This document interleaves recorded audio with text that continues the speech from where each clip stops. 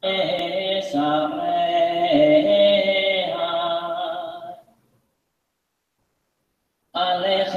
נדע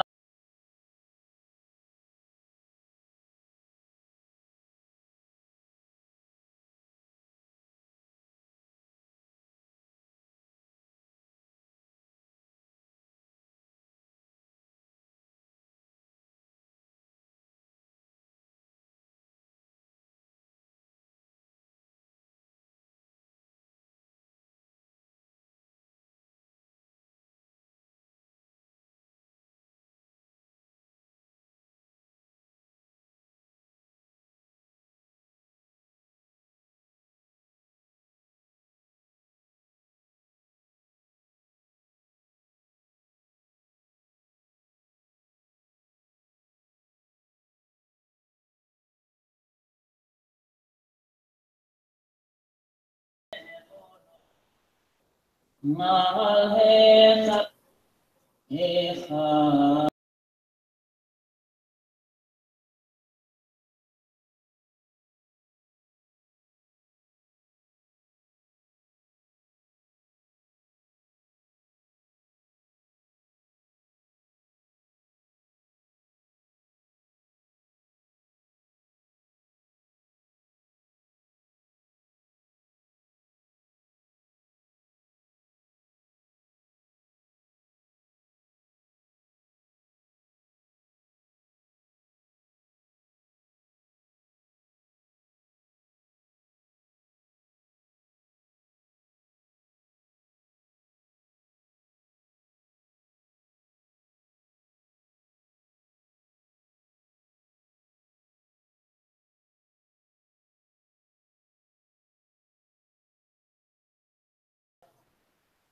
עליכם נדע קדושה אשעה מכם.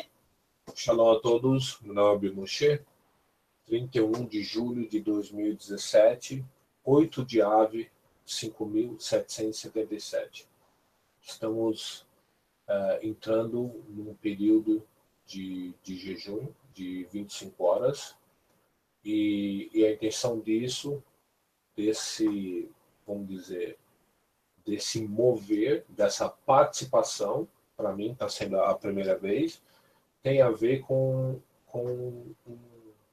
uma halahá estipulada pelos líderes de Israel de uma forma memorativa, em memória para os que já partiram, os que perderam sua vida durante esse período, que vários eventos têm ocorrido no decorrer dos séculos, tá?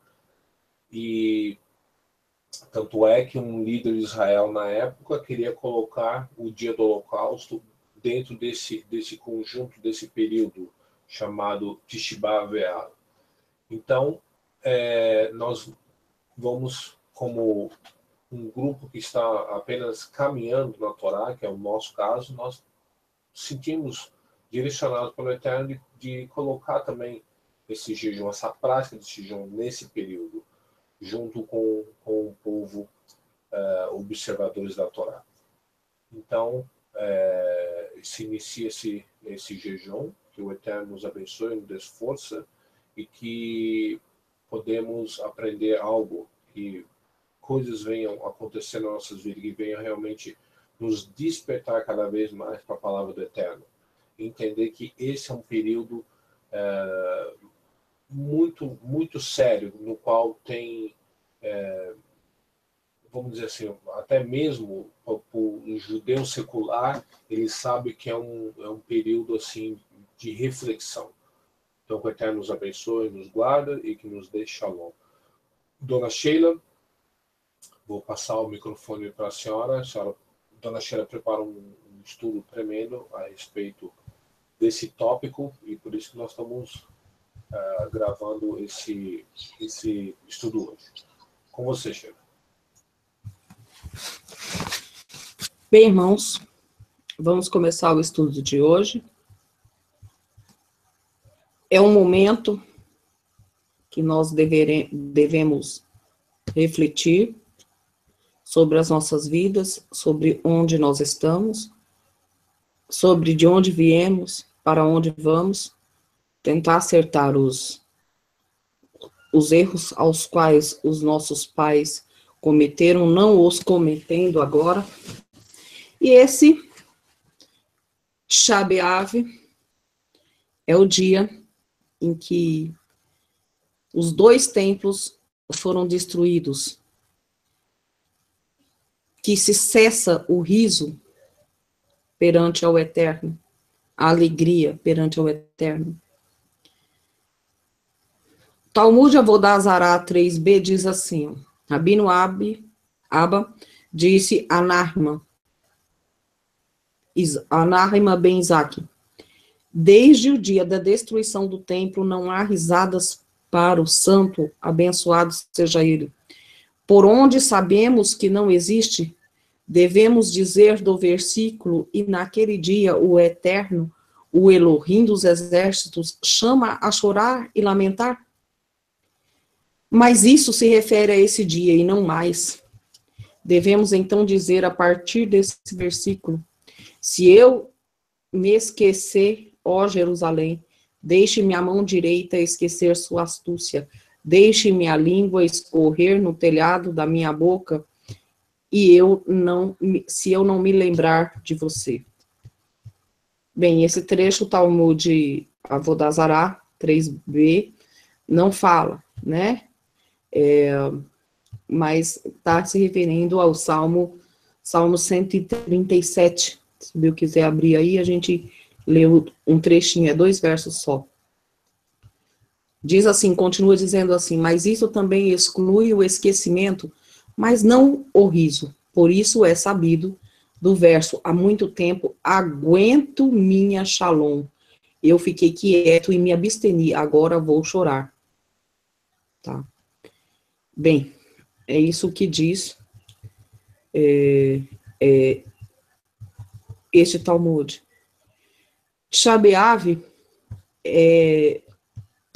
é o dia mais importante e último dia do período de 3 semanas de luto, do qual os últimos 9 dias são mais intensos, e a gente acaba observando esse costume, mas também que é uma Torá, porque está no livro de Zacarias, no verso 8, porque nós não concluímos que a Torá, irmãos, é somente os 5 primeiros livros.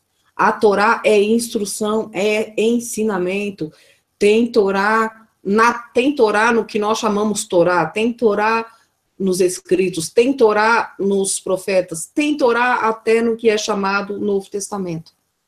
São instruções, são ensinos, tá? Até mesmo na palavra de Shaul Hachalia, chamado Paulo, tem Torá. Afinal, ele era um estudioso da Torá. Então, esses dias são dias de luto, como se comparado às pessoas, a um luto de pessoas da nossa família. Então, essas 3 semanas, elas começam lá, no 17º dia do mês de Tammuz, e essa data foi a data que as paredes externas, as muralhas externas da cidade de Jerusalém foram quebradas durante o cerco a Jerusalém. Essa também é a data, né, de Tammuz, né, também é a data que Moshe quebra as primeiras tábuas da lei, quando ele desce do Sinai depois de 40 dias e encontra o povo adorando ao bezerro de ouro. E Tisha B'Av é o 9º dia do mês de Av, uma das datas mais tristes, né, do ano para o povo judeu, um dia de jejum, claro, na qual nós recordamos a destruição do primeiro templo, queimado pelos babilônicos em 586, do segundo templo, pelos romanos em 70 depois de Mashiach, cuja vida do povo hebreu sempre está relacionada, é o centro da vida, está relacionada ao tempo, né?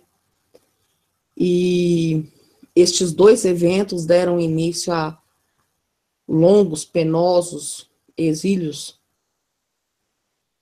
a destruição. O Bill colocou ali, acho que foi Isaías, né? Eu acho, não sei se ele vai ler. Mas vou continuar aqui, hein, Bill? Estou vendo a tela aí. Sheila, deixa eu só dar só compartilhar algo aqui agora. Okay. Essas três, a partir de agora, antes que eu me esqueça, por isso que eu quero falar isso, procurem ler na casa de vocês. Essas três Haftará aqui, ó, tá vendo? Olha como é que começa. Consolai o meu povo, diz o vosso Elohim. Aí, na próxima Haftará, mas Sião diz, o Eterno me desamparou, o Eterno se esqueceu de mim. E na próxima Haftará, Dehi, né? Ó tu aflita, arrojada com a tormenta e desconsolada, eis que eu assentarei as tuas pedras com argamassa colorida e te fundarei sobre safiras. Ou seja, é um período realmente que o Eterno realmente traz reprovação, traz consolo, traz conserto, é um período de conserto mesmo. Então, presta atenção nessas três Haftorá, que são muito importante. A gente, de repente, mais para frente, pode estar falando um pouquinho, e vamos deixar a Sheila desenrolar isso aí, mas, de repente, se não dá, no Shabbat, de repente, eu vou botar a leitura dessas Haftorá e deixar isso registrado, a gente ler juntos, etc. e tal. Porque é um período mesmo no qual o Eterno mostra, ele descobre o seu braço de justiça, de correção, juízo e consolo, tudo ao mesmo tempo. Com você, Sheila. E eu não sei se eu posso dizer, eu não posso dizer no dia de hoje que eu estou feliz, mas em plena segunda-feira, pessoas assistindo em casa, como tem bastante pessoas assistindo agora, o Hangout aqui, os irmãos estão comparecendo. É um dia que nas sinagogas todos se sentam ao chão. Não existe nem cumprimento. E são 14 pessoas agora que estão vendo, outras pessoas vão entrar, agora tem 15 pessoas já. Estou muito feliz, porque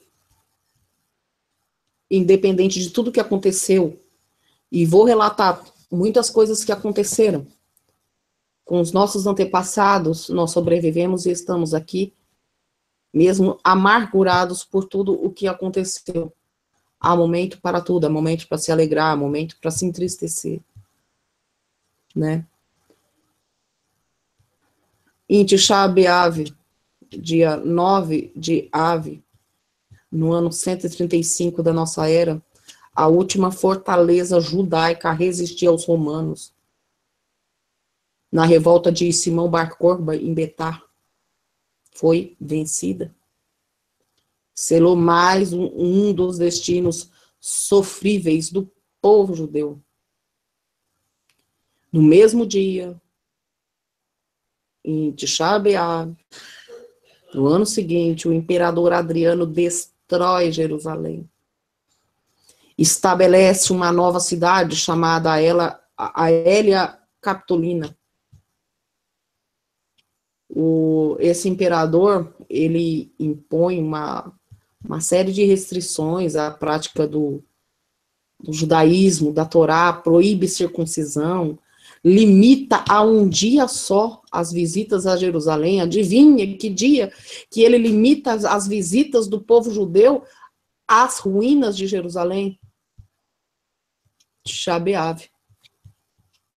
Irmãos, é um momento muito triste da história do nosso povo, da qual é necessário ser falado.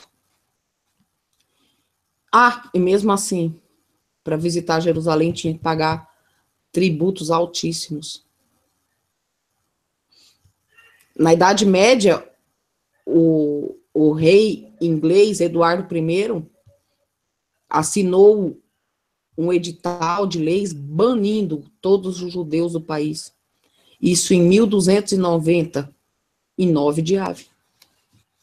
O decreto acabou sendo revogado só 500 anos depois.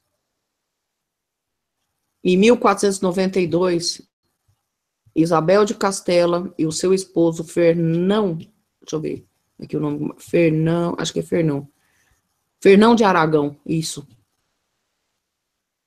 condena os judeus a serem perseguidos pela Inquisição portuguesa. Por quê? Porque eles expulsam todos os judeus, eles assinam o decreto no dia 31 de março de 1492.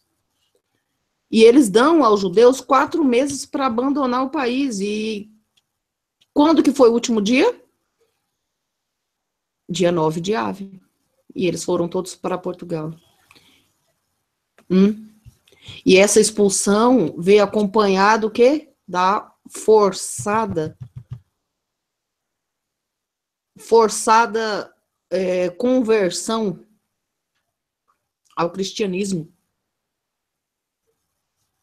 Muitos dos nossos descendentes resistiram, mantiveram os costumes judaicos secretamente, costumes hoje que nós temos e nem sabemos de onde veio.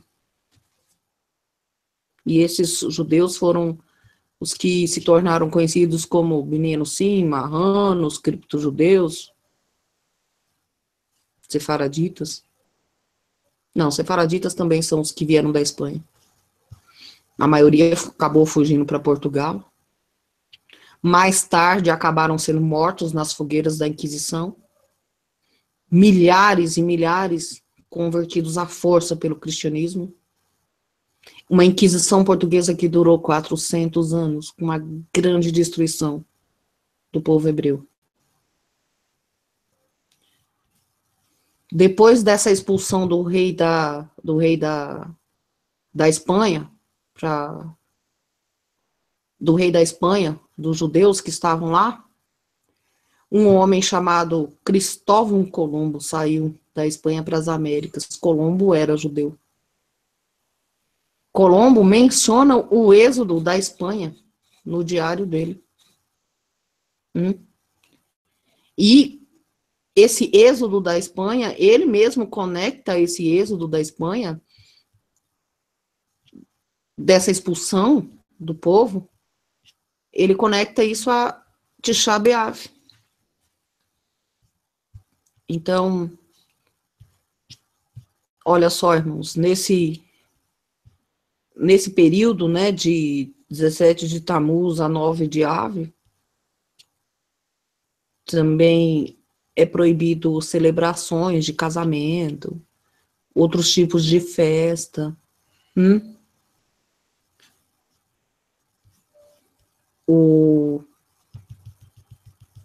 Olha só, irmãos, voltando um pouco a Betar, né, que foi a ocasião lá do Bar Korba lá, eles e os generais, o exército dele, né, acabaram se refugiando nessa fortaleza. No começo, eles acharam que, vamos ganhar a luta, né? Mas isso acabou sendo uma tragédia imensa para os judeus.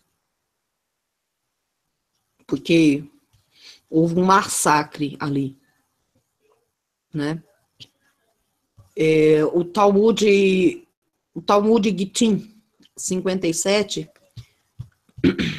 diz assim, ó: pois eles, os habitantes de Betar, tinham um costume: quando nascia um menino, plantavam um cedro, e quando nascia uma menina, uma acácia. As árvores eram cortadas e a madeira utilizada para fazer uma, como se fosse uma cama, né, nupcial.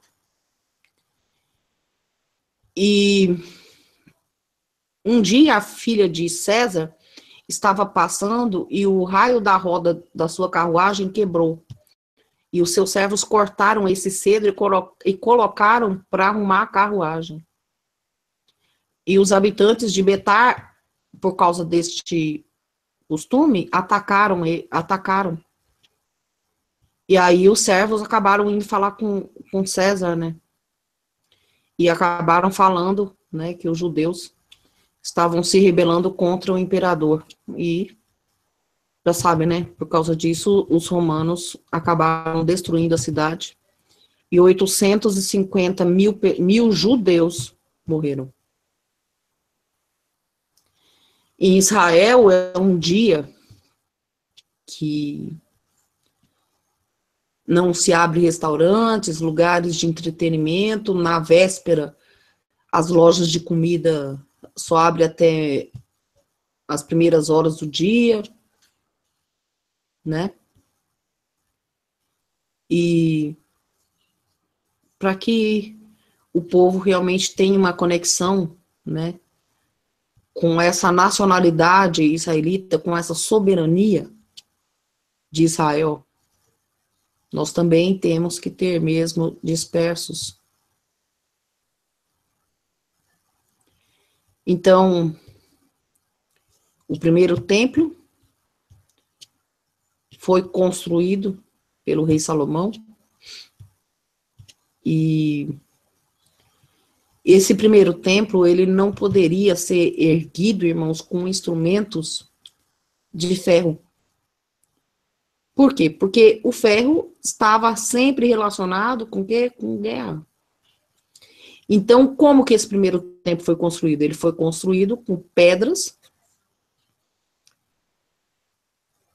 pelo período aí de 7 anos, né? Se transformou numa das grandes construções, né, da antiguidade, até que houve a invasão e o exílio para a Babilônia.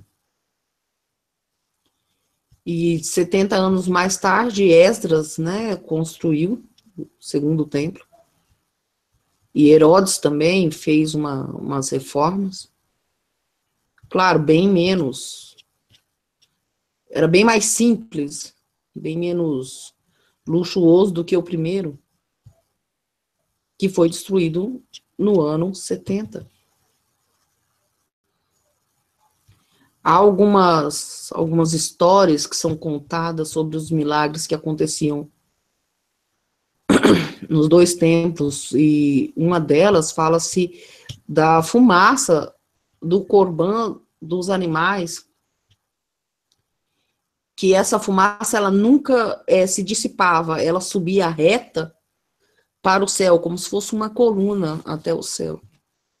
Então eles tinham isso como um símbolo da ligação entre o povo, né, que fazia o corbão ao Eterno, e o Eterno recebendo os corbanutos. Entre os símbolos, os maiores símbolos do templo, estava quem?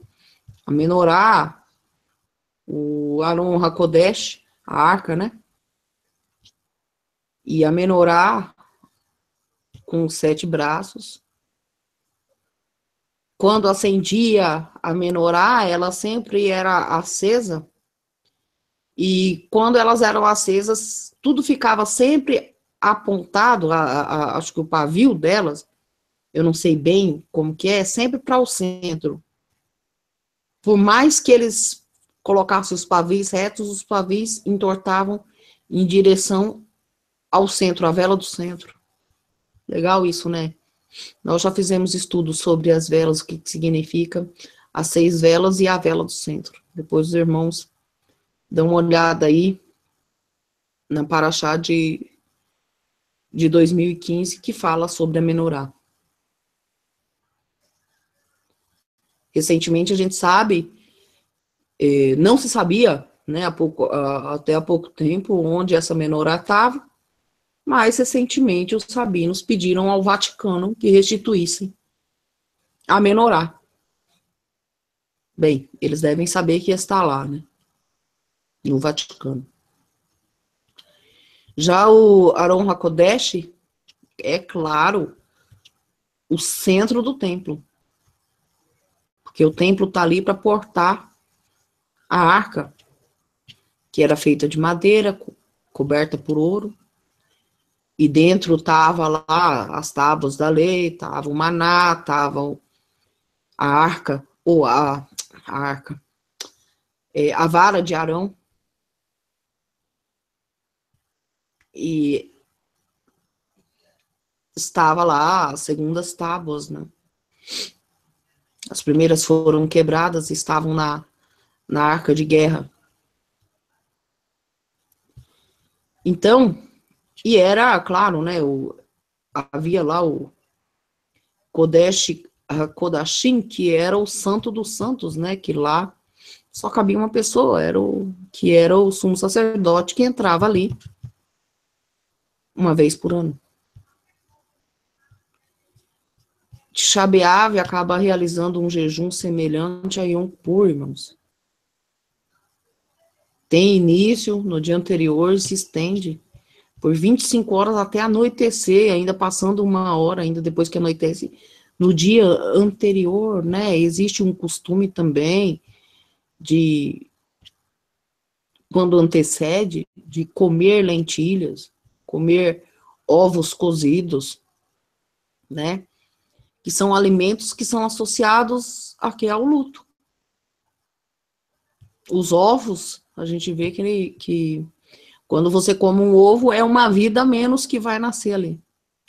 E a lentilha, havia sempre esse costume, e era um costume ao qual Jacó tinha esse costume. Quando Abraham morreu, Jacó fez para todo mundo lentilha, e foi através dessa lentilha que foi trocada a primogenitura com seu irmão Edom.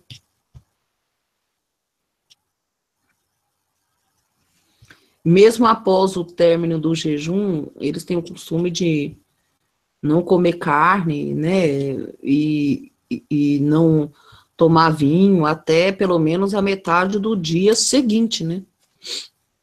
Eles têm esse costume. Por quê? Porque, segundo a tradição, né, fala-se que porque o fogo também consumiu o templo. Em 9 e 10 já vive, muitas pessoas morreram. Também fala-se que é proibido usar sapato de couro, porque é um sinal de arrependimento dos pecados. A gente lembra, então, do Corban, né, que era usado também, entre outras coisas, mas também para perdão dos pecados, principalmente em Yom Kippur. Então, couro de animal, aquele animal está morto, né, e te deu couro, para que você calçasse o sapato, né, nesse dia.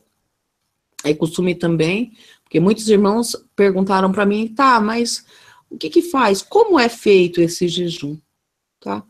Tô falando dos costumes, não quer dizer que tem que ser feito assim, viu, irmãos? Mas o costume fala que os homens não podem fazer a barba, né, e as mulheres usar maquiagem. E, por incrível que pareça, o estudo da Torá é restrito nesse dia. Não tem estudo da Torá. Por quê? Porque o estudo da Torá acaba sendo uma atividade que nos alegra. Eu estava até falando para o Bill, quando eu estudo a Torá eu fico alegre, e esse não é um dia de alegria, tanto que é um dia que é lido o livro de Lamentações de Jeremias, que é o livro exatamente ao qual Jeremias lamentava pela destruição do primeiro templo.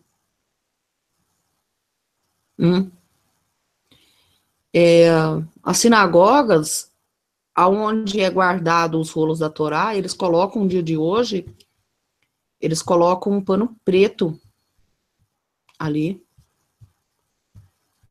e substituem as luzes por velas. As pessoas se sentam no chão, se não em bancos baixos ou almofadas. Tá, irmãos? Bem, o Bill quer falar alguma coisa? O Bill falou que voltou ali. Acho que já deve ter voltado há muito tempo. Se ele quiser falar alguma coisa, senão eu vou continuar. É só alguns fatos interessantes sobre essas raças. Não, vou fechar também, tá? Que não, por exemplo, tá aqui, né? Se começa, né, com Isaías 40, do 1 ao 26, depois vai para Isaías 49, 49, Isaías 49, 14, do 51 ao 3, e depois de Isaías 54, 11 a 55, 5. Ou seja, pula-se praticamente o capítulo 52 e 53 de Isaías todinho, tá? E não é à toa que pula-se esse capítulo, tá? Não se leem, tá? Isaías 53 na sinagoga, meus queridos. Apesar que o enredo da história está um pouco no final, né, de Isaías 52, né? E tem que sair um pouco daquele contexto, porque quem fez essa divisão de capítulos parece que foi a igreja evangélica, católica, não lembro direito. Mas é algum fato meio curioso, entendeu? De não se ler Isaías 53. Pronto, fica aí o comentário e pode prosseguir, Sheila. Então, um outro evento trágico de Tisha B'Av se dá no ano de 1914, quando a Alemanha declara guerra contra a Rússia. Isso desencadeia a Primeira Guerra Mundial. Mas o que a Primeira Guerra Mundial tem a ver, né? Bem, tem a ver que a Primeira Guerra Mundial, isso não sou eu que afirmo, são os historiadores, ela é o início de tudo, e se dá no dia 9 de Av, de 1914. É quando ela começa. E ela é o início da Segunda Guerra Mundial, porque a Segunda Guerra Mundial nada mais foi do que a conclusão da Primeira. E aí nós temos o evento aí mais sangrento, mais desumano da humanidade. E aí surge o nazismo, surge já o Holocausto na Segunda Guerra Mundial. E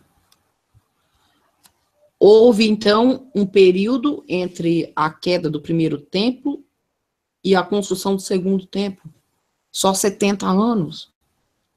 No entanto, irmãos, nesse espaço de só 70 anos, é que nós sentimos, através do que a história conta, o quanto é ser um despatriatado. Bem, eu não sei, inventei essa palavra agora, me desculpem. Uma pessoa sem pátria, uma pessoa em exílio. Nesse período também, houve um período da história que acabou tendo um final feliz, que foi o evento ao qual nós celebramos Purim. Mas a gente viu, nesse tempo, o quanto que foi difícil esse exílio. É uma lição para o povo hebreu, mostrar para o povo hebreu o quanto que é difícil viver num exílio, sem um país, sem um exército. Os judeus dessa época, eles viveram no exílio aí por menos de 100 anos, né, após a queda do primeiro templo.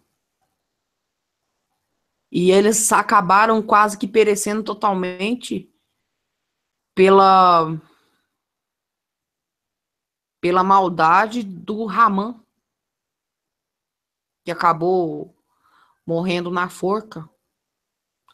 Mas esse Ramã acabou ressurgindo 2000 anos mais tarde. mais de 2000 anos mais tarde. Então, quando, vamos dizer assim, a criatura mais maligna da Terra pisou na face da Terra, né, o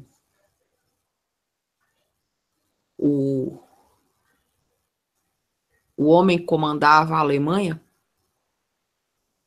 ele acabou empregando os recursos aos quais Haman não conseguiu realizar. Há uma estimativa, é uma estimativa de 6 milhões de judeus mortos, né? Mas algumas pessoas estimam que tenha sido 7 milhões.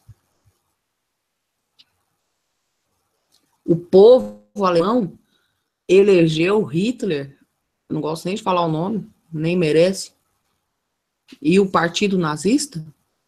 Será? Irmãos, olha só, tudo é uma cadeia, né? Um acontecimento que vem em cadeia, né?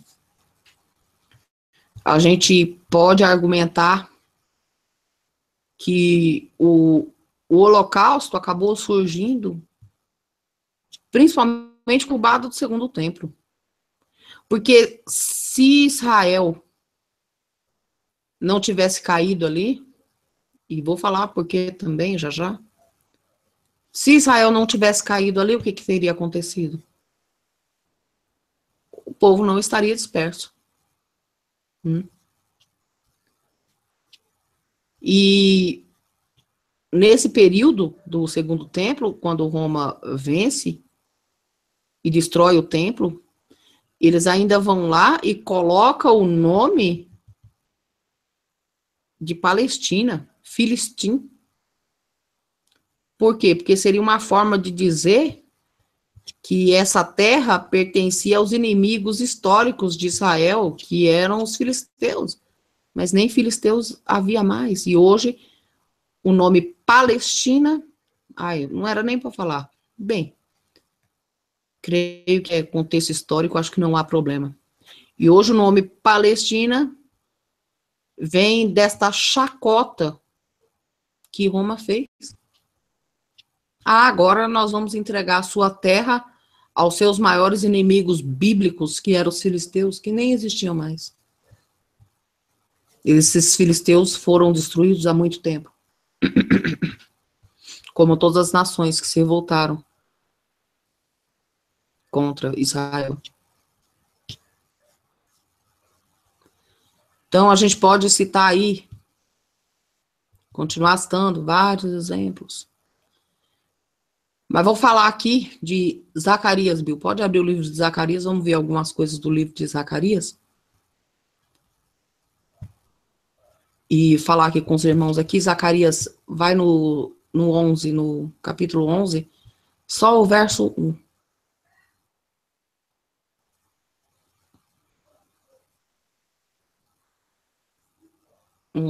Isso.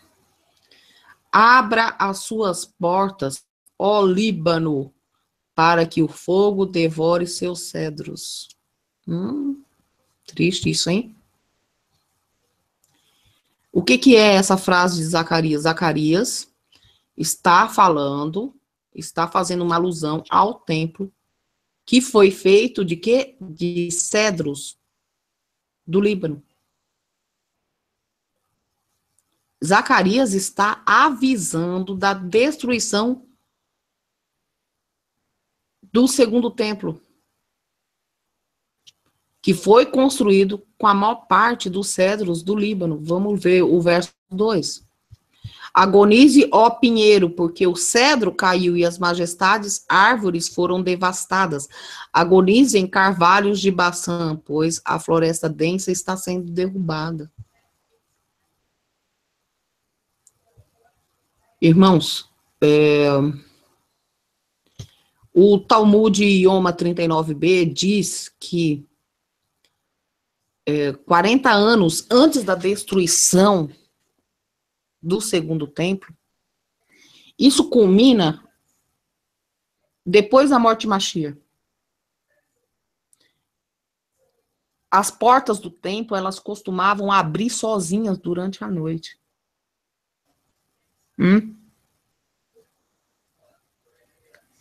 Diz que havia um rabino, o rabino falava assim, santuário, santuário, por que que tu nos aterroriza?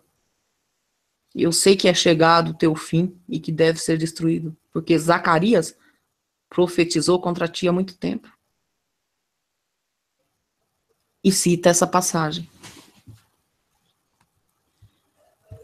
Antes da destruição do segundo templo, havia uma discórdia muito grande. E essa discórdia foi o que conduziu ao exílio. Então, no ano 70, 2000 anos de exílio. E qual que foi o pivô disso tudo? O Mashiach sendo pendurado no madeiro. Porque quando o Mashiach ele é pendurado no madeiro no ano 30, 40 anos depois o templo é destruído. E os rabinos, eles falam, no Talmud Yoma 39b, que 40 anos antes do templo ser destruído, começou-se as portas do templo a abrirem sozinhas. O que culmina na época que Mashiach foi posto no madeiro. E Zacarias indica essa destruição do templo, e ele indica, e era bom que os irmãos lessem Zacarias inteiro, não é um livro grande, mas na mesma passagem há uma alusão pelas 30 moedas de prata ao qual o Mashiach foi vendido.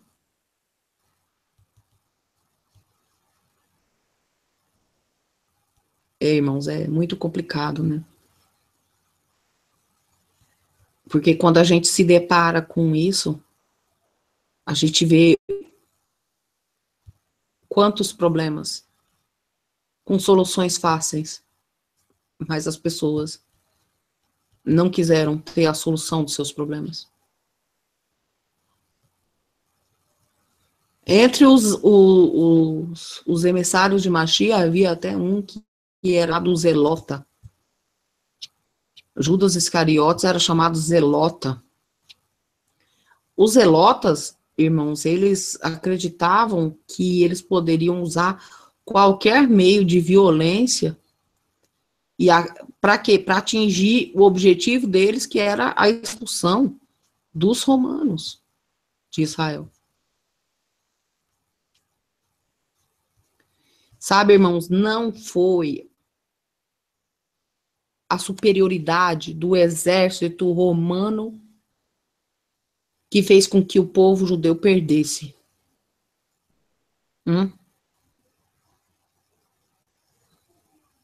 O segundo templo, ele foi destruído por um simples motivo. Pelo ódio gratuito entre os irmãos. Isso está em Yomá 9b. Também no Talmud Gitim, também fala também desse ódio existente entre os judeus da época. Fala até assim, ó. Porque o primeiro santuário foi destruído por causa de 3 coisas do mal que prevaleceram lá: idolatria, imoralidade e derramamento de sangue. A idolatria, como está escrito, porque a cama é muito curta para o homem esticar-se e a cobertura é muito estreita quando ele se levanta.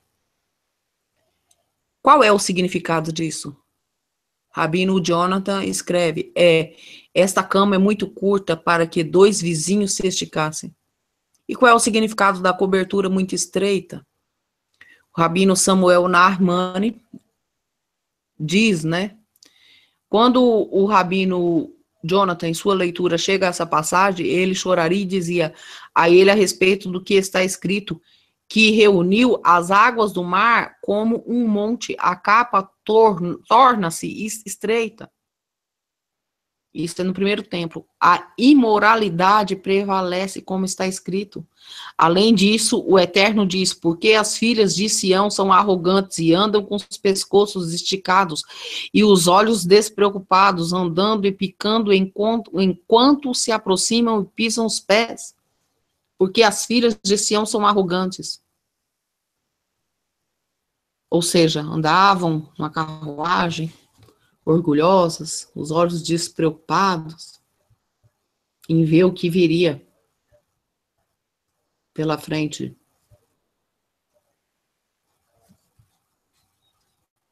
E aí fala assim, quer ver? Deixa eu localizar aqui. Falam que elas tinham orgulho, né? E também o derramamento de sangue. Quando Manassés derrama sangue inocente, né? E falam que eles eram perversos, que depositavam a confiança no Eterno, mas eles eram perversos.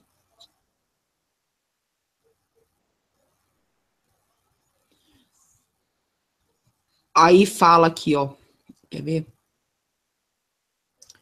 Ainda se apoiarão no Eterno e dirão, o Senhor não está no meio de nós, nem o mal virá sobre nós, ó.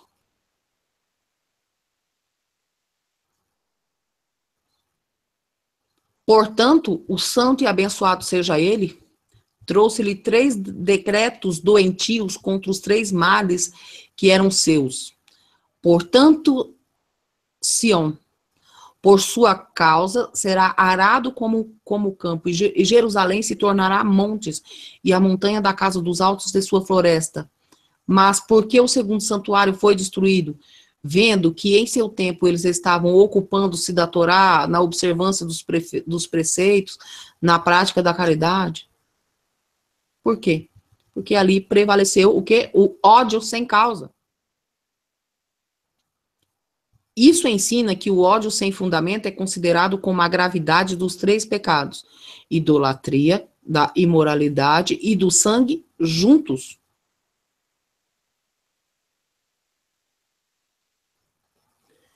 E durante a época do primeiro santuário, não prevaleceu um ódio sem fundamento? Certamente está escrito, são empurrados para a espada com o meu povo. Smith, portanto, na minha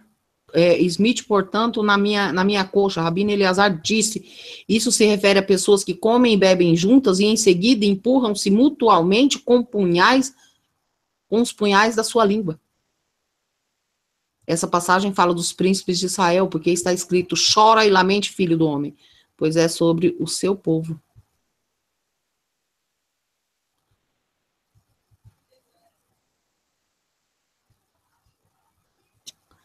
E, bem, é bem grande, né? Eu nem vou tá lendo tudo, tá? Mas é bom que a gente, né, se foque nisso daí, irmãos, no ódio gratuito. Cuidado com o ódio gratuito, já vou falar por quê.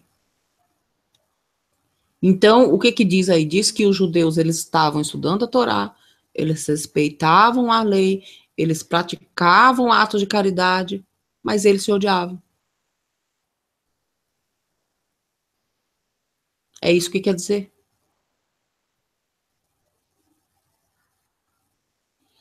Aí é falado assim, né? Também, né? Qual foi a razão, né, que leva o Eterno a agir assim contra a grande cidade? E é respondido. É respondido. Em Jeremias 22, 8, 9. Foi porque esqueceram a aliança do Eterno, do seu Elohim, prostraram-se perante a deuses estranhos e adoraram. Paulo, na primeira carta aos Coríntios, 10, 14, diz, Por isso, meus queridos amigos, fujam da idolatria. No Talmud, irmãos, os sábios, eles ensinam que, olha só como que a coisa é uma linha muito fina, que você pode atravessar ela sem perceber às vezes. Porque se por um lado eu não posso ter um ódio gratuito, por outro, quando tolerância e compaixão são mal orientadas, também levam as pessoas à destruição.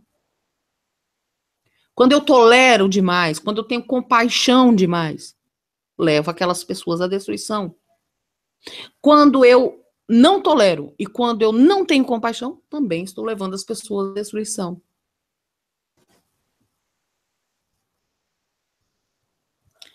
A diáspora só se encerrará, escutem bem, irmãos. Isso não sou só eu que falo, os sábios também falam. A diáspora só se encerrará quando o povo praticar o amor com verdade. Lembrando, verdade é lei, né? E a lei é a Torá. O primeiro templo foi destruído porque o povo menosprezou a Torá, e o segundo foi porque os judeus se desprezaram entre si. E o terceiro templo ele só será reerguido quando os judeus aprenderem a seguir a Torá. Realizando o que? Atos de bondade, de amor entre si. Somente os irmãos aí que dizem que estão seguindo a Torá, mas não levanta um tostão para ajudar um irmão necessitado. Não tem bondade nisso. Até algumas pessoas dizem aí, porque quem vai construir o segundo templo é o Messias. Não. Não significa isso. Tem que haver um templo quando o Mashiach chegar. Isso não significa que o templo não estará construído quando ele chegar.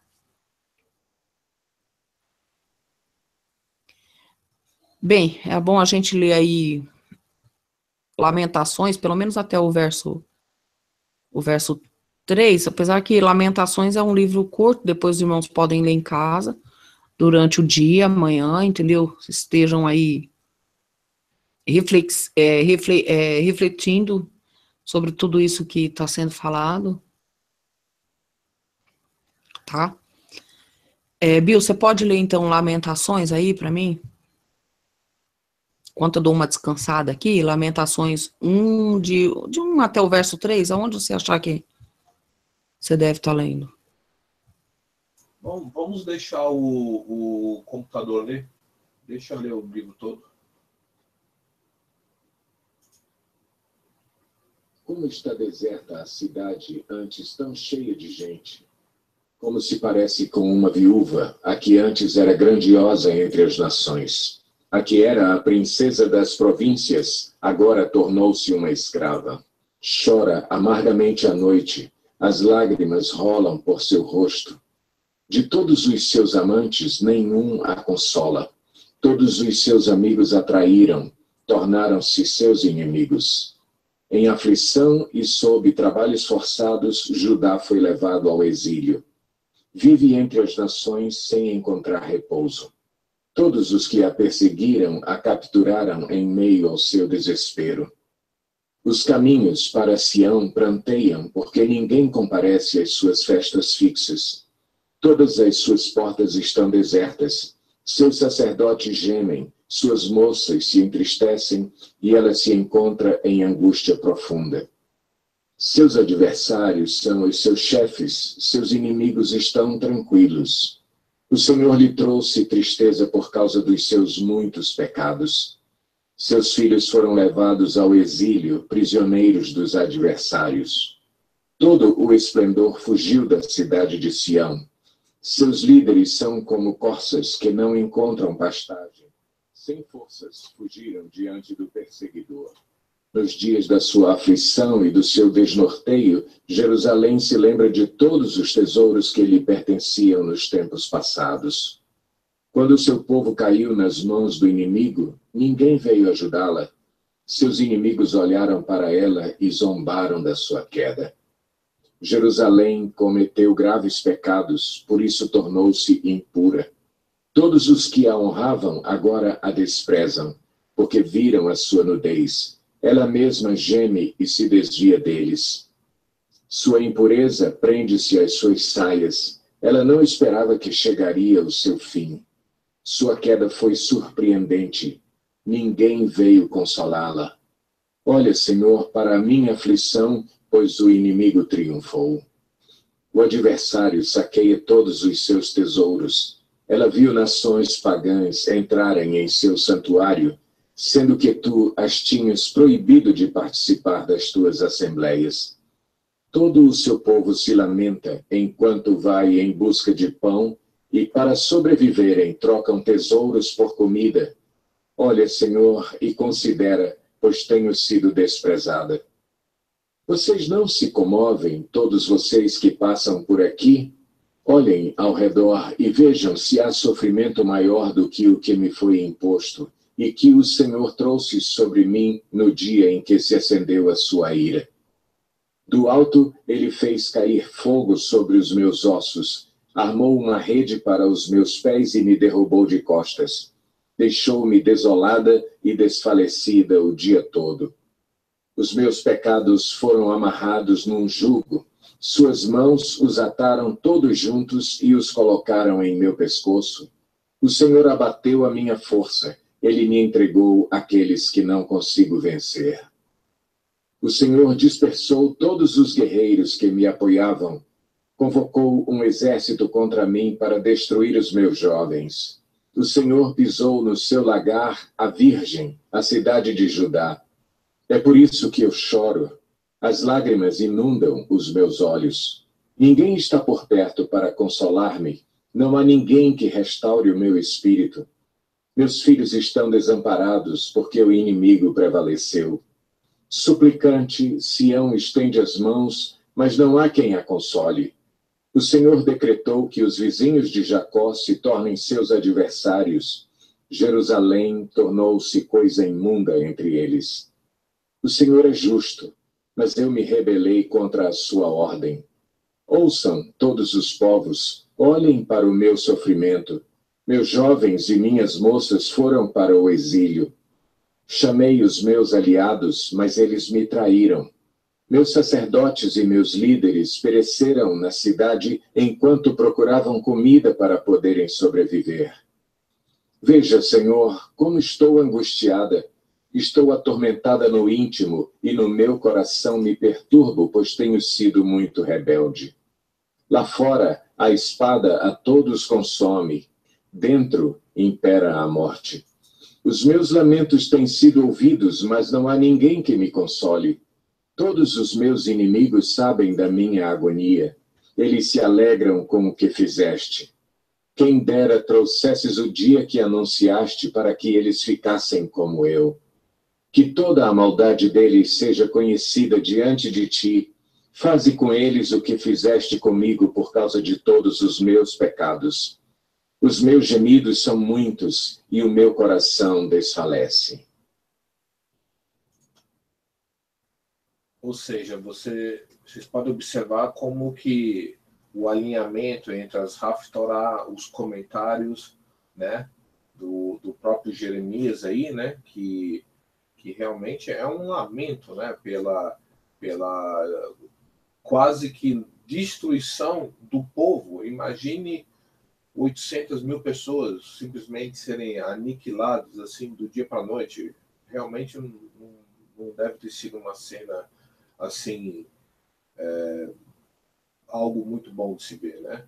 E nós vemos o profeta saindo, indo, outros profetas, outros, assim dizer, servos do Eterno, né? Indo para o cativeiro. Muitos morreram, né? Nós vemos Daniel indo jovem para a Babilônia, né? E de lá, Daniel é erguido como um restaurador, né? Como uma visão profética na qual a parte da Haftorá que ele está comentando nessas próximas 3 porções da Torá realmente é algo assim impressionante, porque Daniel vê vamos dizer assim, as 2 vindas do Messias sem ter visto nenhuma vez, e realmente é algo impressionante.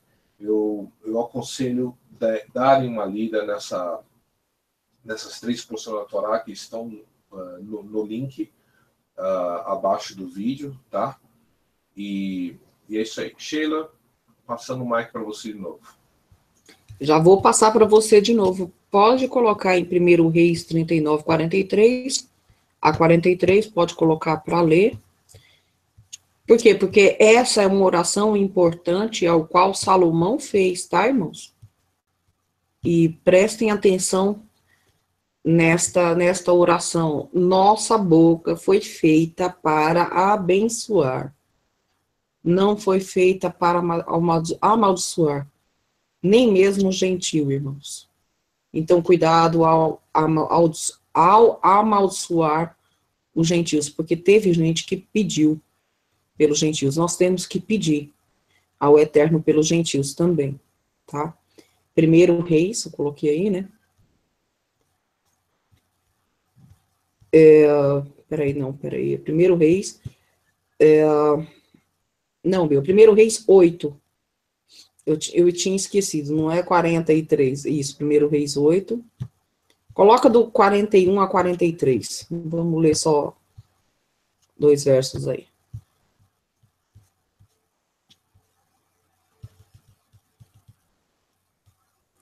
Ou melhor, pode colocar do 39, não sei, acho que é 39 é melhor. Tô lendo aqui, é melhor 39, desculpa. Ouve dos céus o lugar da tua habitação, perdoa e age. Trata cada um de acordo com o que merece, visto que conheces o seu coração. Sim, só tu conheces o coração do homem. Assim, eles te temerão durante todo o tempo em que viverem na terra que deste aos nossos antepassados. Quanto ao estrangeiro, que não pertence a Israel, o teu povo, e que veio de uma terra distante por causa do teu nome, pois ouvirão acerca do teu grande nome, da tua mão poderosa e do teu braço forte. Quando ele vier e orar voltado para este tempo, ouve dos céus, lugar da tua habitação, e atende o pedido do estrangeiro, a fim de que todos os povos da terra conheçam o teu nome, e te temam como faz Israel, e o teu povo, e saibam que este templo que construí traz o teu nome. Olha que impressionante, né, irmãos? Então, quando tiver um estrangeiro, que esse estrangeiro volte para a sua terra e fale de Israel, e fale do templo, e fale do povo. Não é para os israelitas não deixarem os estrangeiros de fora.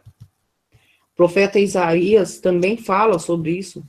Isaías 56, 7 diz assim: também os levarei ao meu santo monte e os alegrarei na minha casa de oração, e os seus holocaustos e os seus corbanotes serão aceitos no meu altar, porque a minha casa será chamada casa de oração para todos os povos.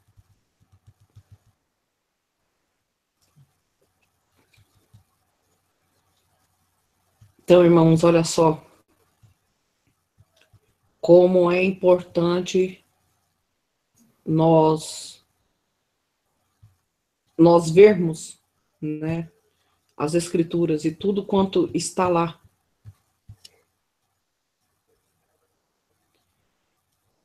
Dia 10 de Tevet é quando se lembra da data do cerco inicial a Jerusalém, e dia 17 foi quando foi feita o primeiro buraco nas muralhas de Jerusalém, como eu tinha falado.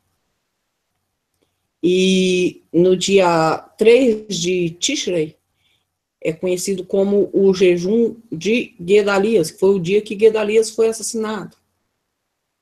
Diz assim, segundo Reis 25, 25. Sucedeu, porém, que no 7º mês veio Ismael, filho de Netanias, filho de Elissama, da descendência real, e 10 homens com ele, e feriram Guedalias, e ele morreu. Como também aos judeus e aos caldeus que estavam com ele em Mitzpá. É outro jejum que também é feito, o jejum de 24 horas, não de 25. Jeremias 41, 22. E levantou-se Ismael, filho de Netanias, com os 10 homens que estavam com ele, feriram a espada a Guedalias, filho de Aicão, filho de Safã, matando assim aquele que o rei da Babilônia havia posto por governador da terra. Zacarias 7,5 diz assim: fala todo o povo dessa terra, e aos sacerdotes, dizendo: quando jejuastes e pranteastes, no 5º e no 7º mês, durante 70 anos, porventura, foi mesmo para mim que jejuastes? E Zacarias 8,19 fala dos jejuns, Bill, vamos colocar lá, então? Para a gente ver os jejuns que são feitos. Sheila, deixa eu só comentar algo aqui sobre essa primeira Reis aqui, que é interessante que esse é literalmente um pacto, né? Porque o Eterno está dizendo que assim seja conforme certas palavras que Salomão está falando, e uma delas é que a promessa, tipo assim, quando a gente vê tudo agora se encaixando, né? Ou seja, dentro do que você leu, o Eterno vê que no futuro, né? Porque as nações existentes hoje são muito mais do que as 70 da época, né? E que para aquele microcosmo do Oriente Médio, todo mundo sabia que o Deus dos judeus, vamos colocar assim, estava assim, era o mais famoso de todos os deuses, porque ele destruiu o deus dos Canaanitas, destruiu o deus do fulano de tal, invadiram Canaã e fizeram, e aconteceu, abriu o Mar Vermelho, e as cordoniza, e isso e tal, e também eles viram a severidade com que o Eterno também tratou o povo de Israel em vários aspectos, né? Tanto é que existe até um comentário do próprio Moshe falando, olha, se você destruir esse povo aqui, o que as outras nações vão falar? Então, o Eterno prediz, através de Salomão, que um dia o Deus dos judeus, não é o Deus do cristianismo, o Deus dos judeus seria, pelo menos, lembrado, né? Seria trazido à memória, porque, querendo ou não, qual é o país do mundo que não existe uma Bíblia, que não existe essa história, pelo menos em papel. O cristão não é muito de se prestar atenção no que aconteceu com o povo no deserto, mas ele sabe da história do Deus dos judeus, né? Então, existe também uma promessa de que parece que Salomão previu que aquele templo eventualmente iria ser derrubado, e por causa do orgulho, do próprio orgulho do povo de ter aquela estrutura, de ter aquela estrutura dentro do território deles, achavam que nada de mal poderia acontecer e poderia levar uma vida meio que desleixada. Sabe alguma coisa mais ou menos que está acontecendo hoje? Não, mas eu já aceitei Jesus. E a pessoa, né, leva uma vida desleixada, leva uma vida, né, meia boca, assim, vamos dizer. Então, naquela época, também se ocorreu. E o jargão, né, o jargão comum hoje é o estou debaixo da graça. O jargão lá atrás era nós temos o templo. Então, se nós possuímos o templo, o Deus é conosco e nada vai nos acontecer. Então, queridos, nós temos que aprender com o erro do passado. Se nós não conseguimos aprender com o erro do passado, porque durante o período de Jeremias, o povo da época não tinha o conhecimento, pelo menos de história, que nós temos. Porque se nós nos compararmos a eles, nós conseguimos ver o passado, o presente e o futuro em relação a eles. Então nós temos, porque a história simplesmente está se repetindo. Com você, Sheila.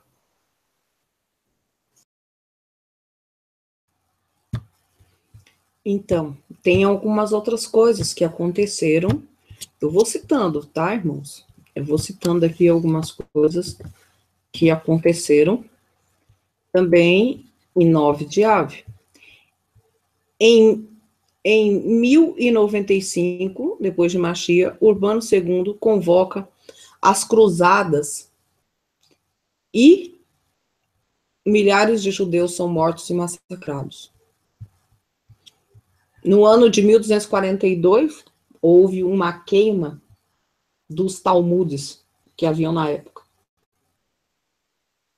No ano de 1990, todos aqui, pelo menos uma boa parte dos mais velhos, lembram da Guerra do Golfo, também 9 de Ave. E a gente sabe que essa Guerra do Golfo trouxe consequências para nós, para todo mundo, e até mesmo, principalmente para os Estados Unidos, até o dia de hoje. No dia 18 de julho de 94, foram mortos 86 judeus e ficaram 120 feridos também na Associação Israelita na Argentina. Só que o que eu gostaria de falar era do início das deportações dos judeus do gueto de Varsóvia. Então, houve o levante do gueto de Varsóvia e isso aconteceu também em 9 de Ave. Apesar de nesse texto não estar falando, tá? O texto que o Bill está apresentando na tela. Mas é importante eu ler até ali embaixo ali, tá? Porque houve uma resistência dos judeus. Tá escrito assim, ó, levante do gueto de Varsóvia. Bill, você que gostaria de ler para mim? Minha voz tá tão mal. Lê só esses 2 parágrafos aí para mim, por favor, você pode ler? O levante do gueto de Varsóvia. Vamos lá. Muitos judeus que estavam aprisionados em guetos no leste europeu tentaram organizar movimentos de resistência contra os alemães e, para tal, se equiparam com armas de produção artesanal e as que conseguiam contrabandear para dentro do gueto. Entre 1941 e 1943, haviam cerca de 100 grupos judeus agindo como um movimento secreto de resistência, a tentativa mais lembrada dentre as lutas judaicas pela libertação contra um inimigo muito mais poderoso foi a corajosa revolta armada ocorrida no gueto de Varsóvia, conhecido como o Levante do Gueto de Varsóvia. No verão de 42, cerca de 300 mil judeus foram deportados de Varsóvia para Treblinka. Quando as informações sobre o assassinato em massa nos centros de extermínio vazaram e chegaram ao gueto de Varsóvia, um grupo de israelitas, em sua maioria jovens, formou uma organização chamada ZOB, Organização Judaica Combatente em polonês. Żydowska Organizacja Bojowa, espero que seja isso, a ZOB. Liderada por Mordecai Anielewski, de apenas 23 anos, divulgou um manifesto no qual pediu judeus que resistissem contra as embarcações nos vagões de trem. Observação: os judeus não sabiam para onde estavam sendo levados. Em janeiro de 43, combatentes do gueto de Varsóvia atiraram nos soldados alemães enquanto eles tentavam agrupar outros grupos de moradores para deportá-los do gueto. Os partisans usaram as poucas armas feitas por eles mesmos e as obtidas por meio de contrabando. E após alguns dias de luta, os soldados alemães recuaram. Aquela pequena vitória deu alento aos lutadores do gueto para se prepararem para outros. Ou seja, eles sabiam que iam ser exterminados. Então, se vai morrer daqui 3 dias, 10 dias, 20 dias, não interessa. O negócio é partir para cima. E olha o nome do chefe, só tinha 23 anos, Mordecai, olha isso. E você aí com seus 25 anos não vem nem fazer um hangout aqui com nós, hein? Que horror, que vergonha. Vergonha para vocês. Com vocês, Sheila. Vamos continuar então. Olha só, irmãos. E então, olha só, é costume fazermos uma oração, tá?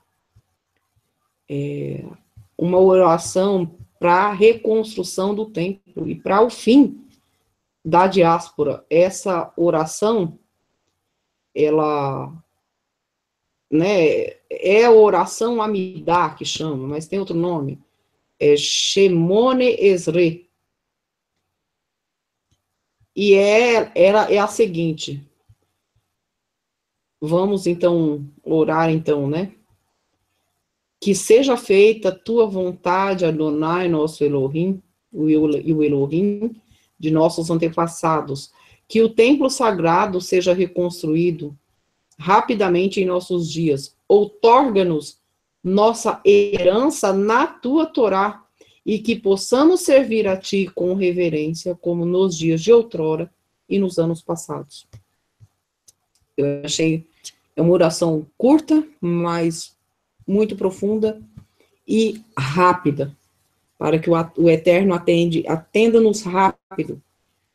Quando nós estamos num desespero muito grande, irmãos, como o desespero aí ao qual nós lemos o livro de Lamentações, quando a gente vai fazer uma oração para o Eterno, não é uma oração de 1 hora, 2 horas, é uma oração rápida, eu preciso desse favor, eu preciso agora.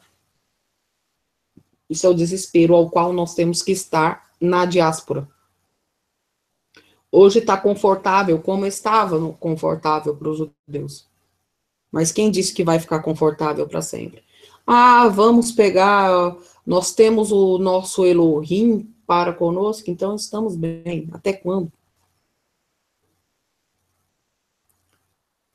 Os judeus da Alemanha também estavam bem. E aí se seguiu o maior extermínio, algo monstruoso, realmente sádico. Os judeus não morreram de batalha, eles não morreram porque teve uma doença, eles praticamente morreram por causa da tortura, da violência. E era uma violência 24 horas por dia, violência física, violência psicológica, violência emocional, uma violência espiritual. O Holocausto foi realmente maldade pela maldade. Os romanos também foram cruéis, foram sanguinários, também assassinaram milhões de judeus. Mas a maioria dos romanos ainda não praticou a maldade pela maldade. Por quê? Porque eles matavam para conquistar. É justificado? Não, não é justificado. E vai ser destruído no final. Mas os nazis, eles matavam por matar.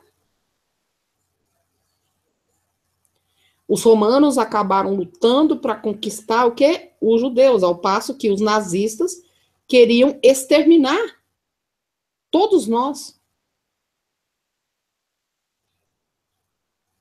E isso é bem complicado, porque a gente vê que eram verdadeiros assassinos em série, entendeu? Só que são assassinos em séries eficazes. São sádicos. E sem motivo. Diferente do povo francês, o povo judeu não venceu a Alemanha, não impôs Tratado de Versalhes.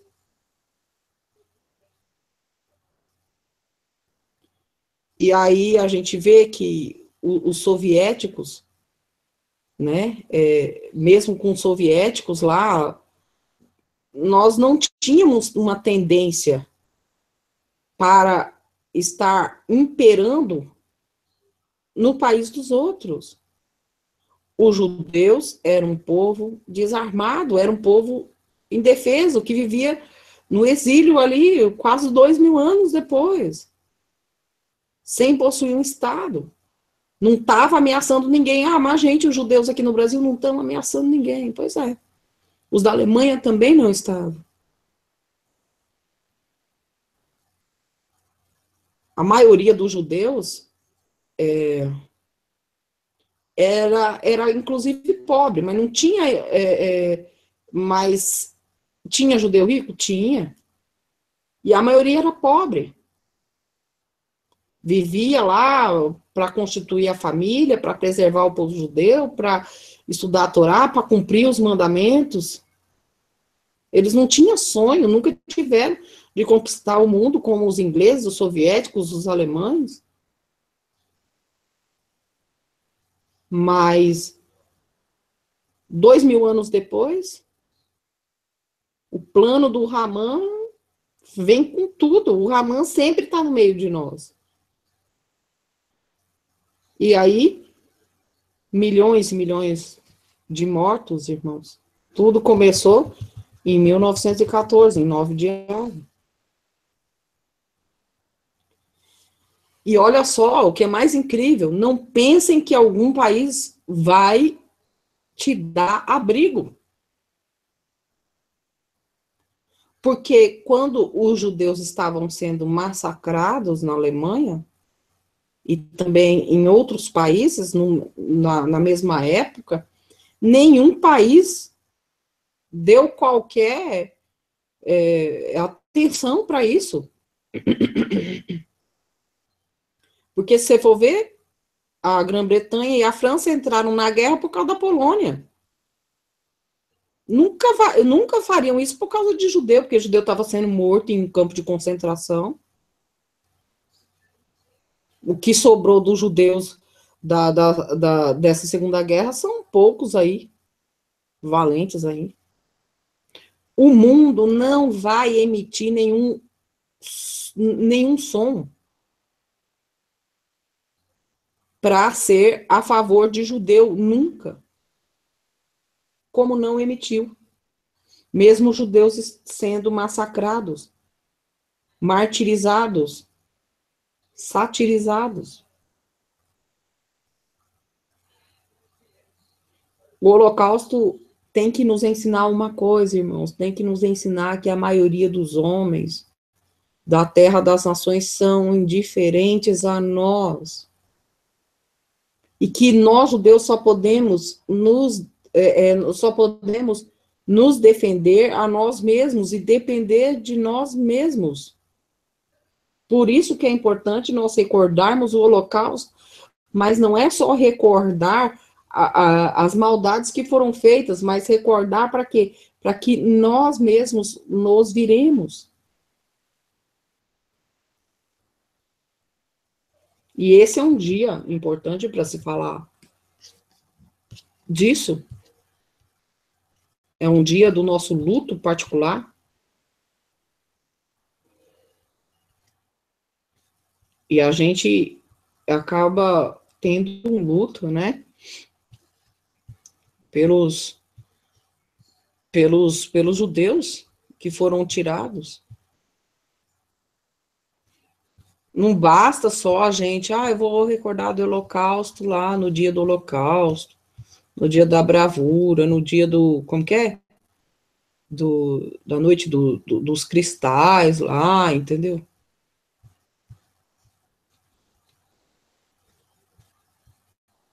Entendeu, irmãos? Não adianta só nesses dias, tem que relembrar sempre nas nossas ações do dia a dia.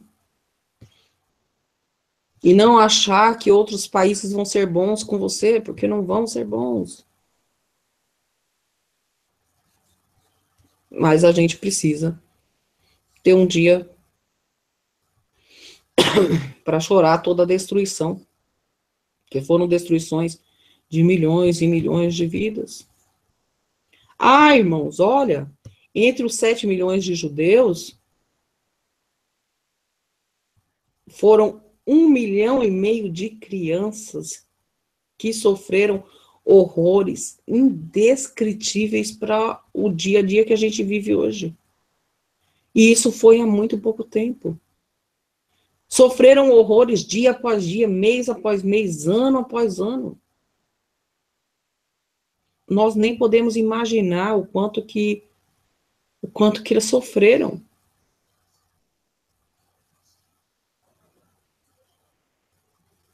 A gente, mesmo bravamente, né, porque como a gente viu aí no texto aí do gueto de Varsóvia. Mas a gente pode reafirmar uma coisa, que o povo judeu até se orgulha, porque se reergueu, né? Se reergueu do Holocausto, alguns ainda sobreviveram, os nossos pais sobreviveram à Inquisição Romana, à Inquisição dos cristãos. Mas o nosso povo sobreviveu por quê? Porque estavam separados um do outro? Não, porque o povo judeu, ele tem uma alma coletiva, uma alma que é como se estivesse uma alma só em todos os corpos. Imagina o frio que esses judeus sofreram, as câmaras de gás, a fome, os pelotões que eles faziam de fuzilamento, a tortura, as experiências médicas terríveis. Imagina a dor na alma de todos os judeus, todas aquelas famílias que pereceram, que não sobreviveram ao Holocausto. O que todo judeu necessita é, às vezes, chorar pela parte da nossa alma coletiva que foi nos roubada. Para que chorar, então? Por que não a gente não enterra o passado e celebra o presente? Para quê? Porque assim a gente pode abrir o coração de muitos outros judeus, especialmente jovens, no estudo da história do povo judeu, para que eles possam entender melhor, recuperar a sua identidade, saber de onde vieram, saber dos últimos 2.000 anos de história, saber para onde vão, para que eles sintam um amor maior por Israel. Recordar o Tisha B'Av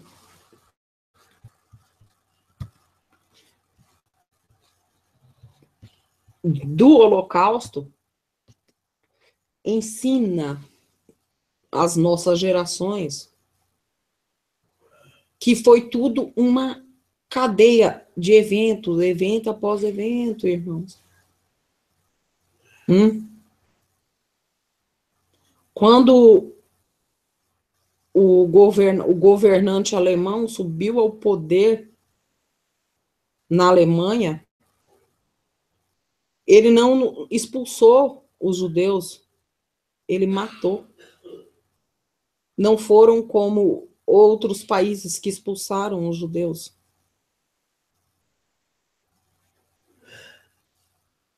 Então, nós temos que lembrar que enquanto a gente está no exílio, está sem a nossa terra, a gente vai ser sempre ameaçado de cair nas mãos de um novo Hamã, que pode estar subindo hoje mesmo ao poder.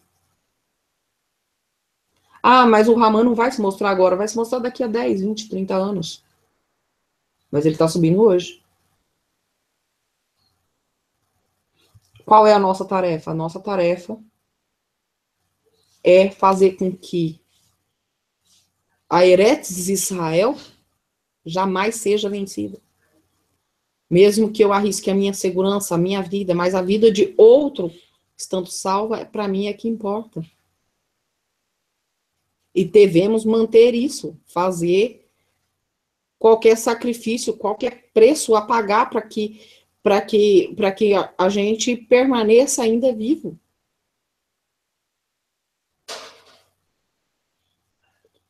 Tisha B'Av é uma data, irmãos, que pode nos dar, além da tristeza, mas pode nos dar o quê? Uma referência a uma redenção aos tempos messiânicos. Por quê? Porque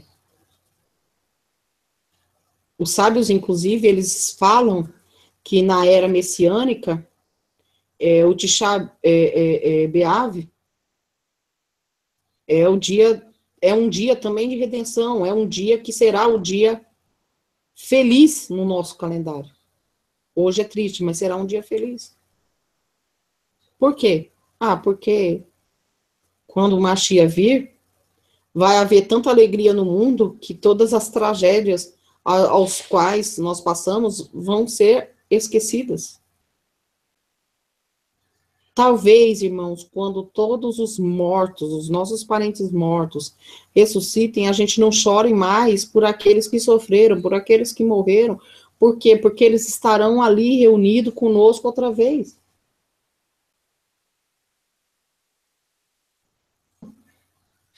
Tá, mas até esse dia, irmãos, devemos sim recordar, devemos sim chorar, devemos sim ir rezar, entendeu? Tô acabando já, irmãos. Imagino que quando o Mashiach chegar, né, a gente vai realmente gritar do fundo do nosso coração que tudo valeu a pena. Então, irmãos, que nesse dia que a gente está triste, que a gente está orando, né, que seja pelo cumprimento do que o rei Davi, né, o homem que fundou a cidade de Jerusalém, escreve nos Salmos. Ele escreve isso no Salmo 126. Abre lá, Bill, para a gente dar uma olhadinha. Aí eu vou acabar aqui.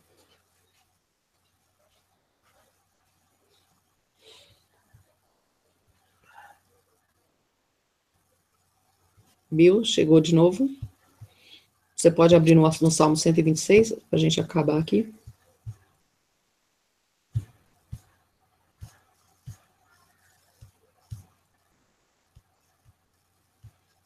Não sei se ele vai abrir, se ele está ouvindo.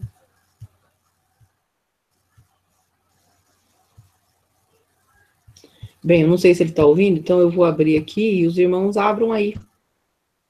Porque fica difícil para eu compartilhar a tela aqui. Vou abrir aqui, irmãos. Para nós encerrarmos e nós irmos repousar. Salmo 126.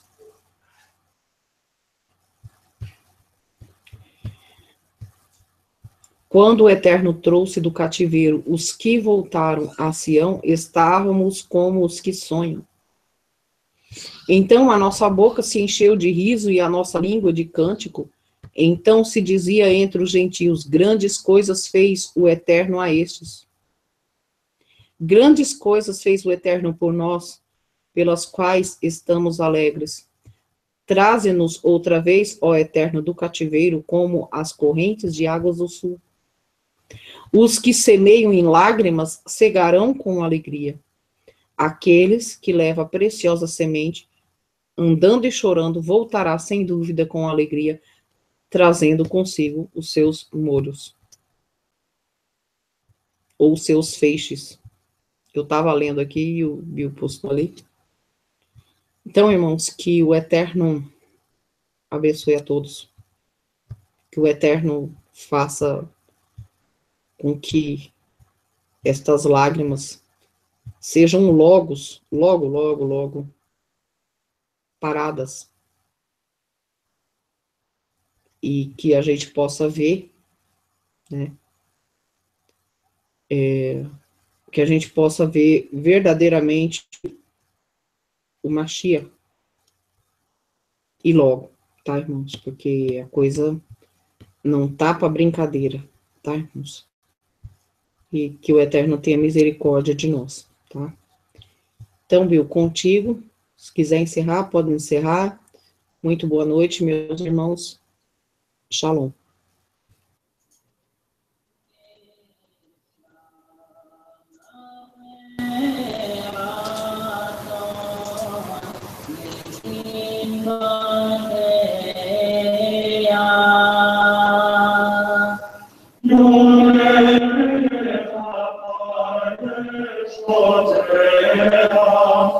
Oh,